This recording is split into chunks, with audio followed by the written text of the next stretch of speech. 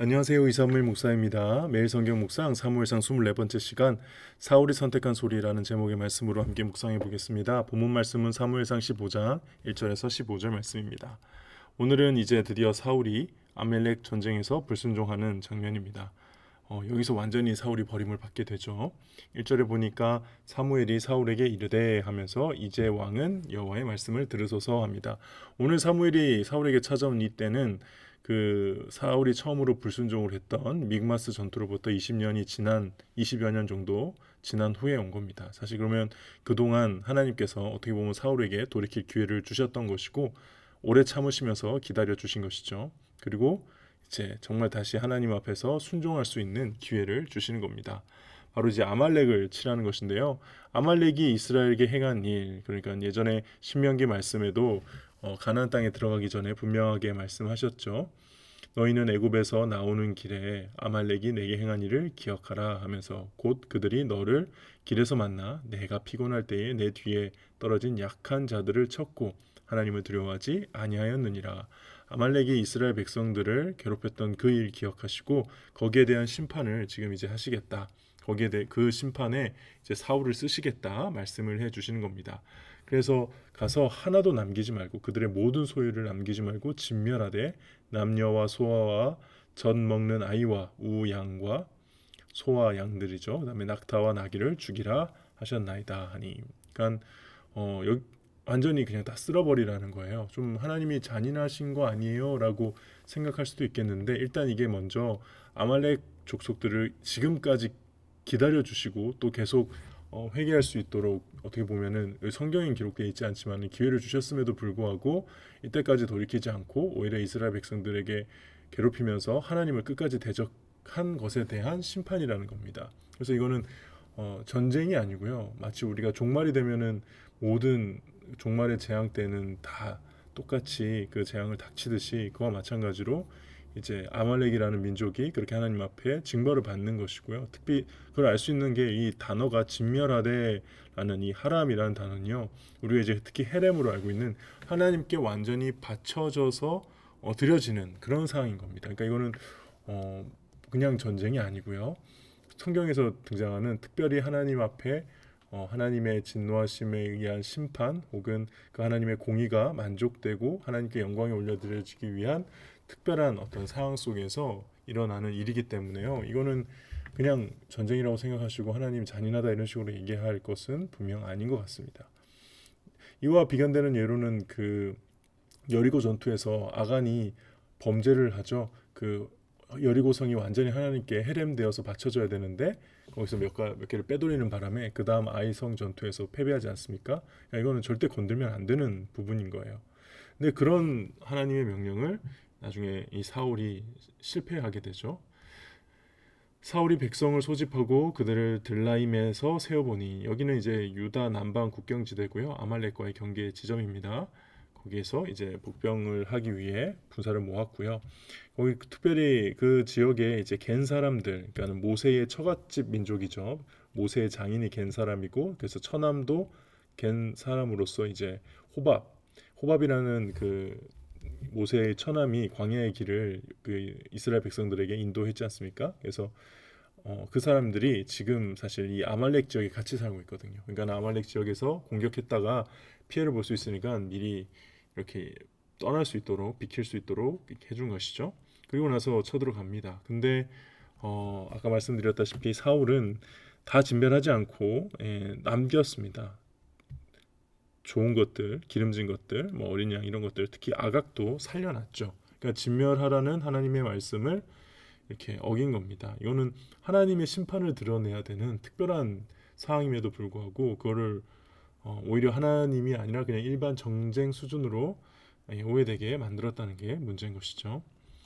그래서 하나님이 말씀하십니다. 내가 사울 왕을 세운 것을 후회한다. 하나님은 후회하는 게 없다라고 말씀에 나와 있는데 어떻게 이 후회라는 표현을 쓰나요? 근데 이거는 행위가 잘못되었음을 인정하는 의미의 후회가 아니고 하나님의 슬픔을 인간의 언어로 표현한 것으로 이해하면 될 것 같습니다. 그래서 창세기 6장 6절에는 이 똑같은 단어인데요. 한타나사라고 번역을 해 놓았습니다. 어, 그가 돌이켜 나를 따르지 아니하며 내 명령을 행하지 아니하였습니다. 여기서 돌이키다는 게 잘못된 것에서 돌이킨 건지 혹은 아니면 지금 나로부터 돌이켜서 잘못된 일을 한다는 건지 정확하게 명확하진 않은데 저는 개인적으로 이게 지금 이 잘못되게 하나님을 섬기고 있는 그 문제 있는 상황에서 사울이 아직도 돌이켜서 나에게 오지 않았다 이렇게 만약에 해석을 한다면 하나님께서는 지금 사울을 그동안 오랫동안 참으셨고 이거는 팩트죠. 그리고 이번 기회를 통해서 마지막 돌이킬 수 있는 기회를 주신 건데 그거를 사울이 내팽개 치게 된 것이죠. 그래서 사무엘이 근심하여 온 밤을 여호와께 부르짖으니라. 이 원어로 보면은 타오르다, 막 진노하다라는 의미입니다. 사울도 정말 사무엘도 정말 화가 많이 난 상황이죠. 잠을 못 잔 것 같아요. 그래서 아침에 일찍 일어나서 사울을 찾아가려고 했죠. 근데 사울이 자기를 위하여 갈멜에다가 기념비를 세웠다고 합니다. 물론 기념비는 세울 수 있습니다. 좋은 의미로서 하나님을 기념하기 위해서 하나님의 구원을 기념하기 위해서 세울 수는 있어요. 그런 예가 있죠. 근데 문제는 여기서 정확하게 말하고 있습니다. 자기를 위하여 기념비를 세웠다는 점. 이게 문제일 것입니다. 그리고 찾아갔더니 사울이 상황 파악 못하고 말합니다. 당신은 여호와께 복을 받으소서. 내가 여호와의 명령을 행했나이다. 사울은 제가 보기에는 진심으로 자신은 잘 순종했다고 생각하는 것 같아요.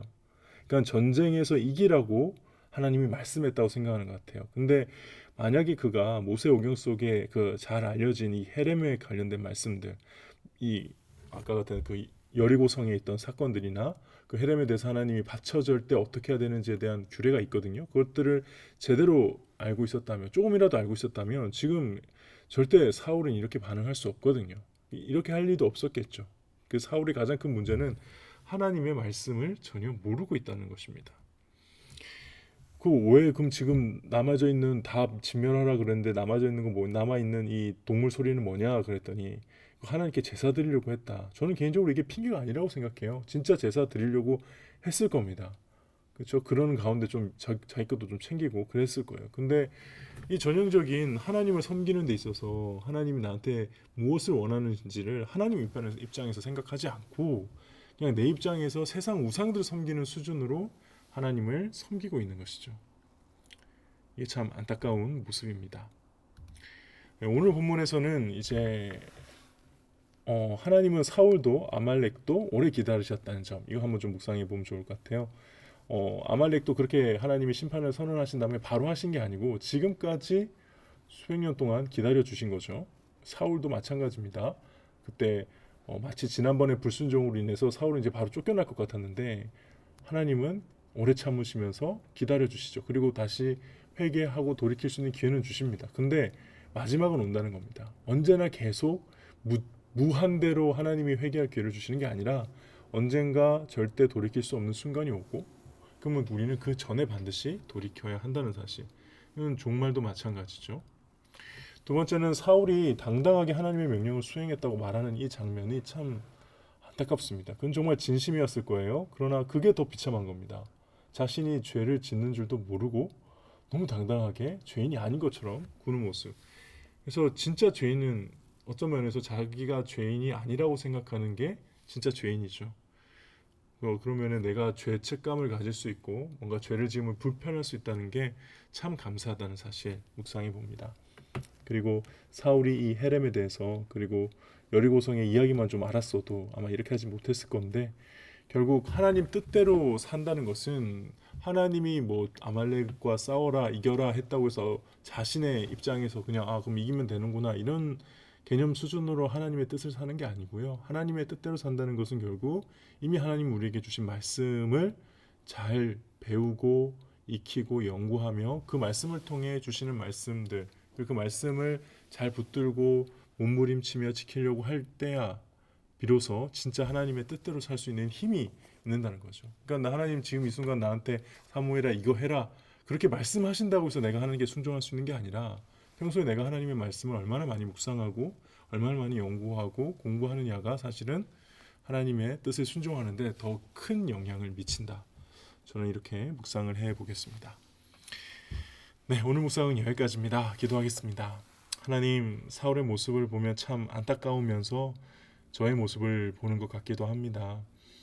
제 마음대로 하나님을 판단하지 않게 하시고 하나님이 나에게 주신 말씀이 무엇인지를 더 면밀히 고민하고 깊이 따지며 온전하게 하나님 앞에 순종하고자 발버둥치는 저희의 모습 될 수 있도록 하나님 인도하여 주시옵소서. 감사드리며 예수님의 이름으로 기도합니다. 아멘.